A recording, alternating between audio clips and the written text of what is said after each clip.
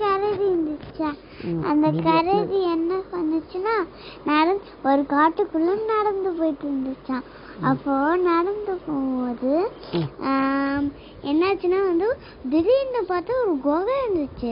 அப்போ அது எலி குகைன்னு தெரியாது. அந்த எலியோட குகைக்குள்ள போனா அந்த எலிலாம் துரத்துன்னு அந்த கரடிக்கு தெரியவே தெரியல.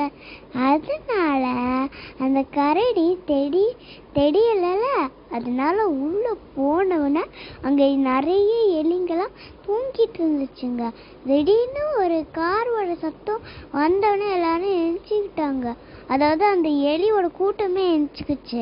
அதனால அந்த கரடி பயந்தவுடனே, ஏன்னா அங்கே பல்லு ஷார்ப் ஆயிடுச்சு. அதனால சர்ன்னு ஓடி அப்படியே அந்த கரடியை கீறி விட்டாங்க. அதனால இனிமேல் இந்த பக்கமே வரமாட்டேன்னு சொல்லி போயிடுச்சு. அவ்வளவுதான்.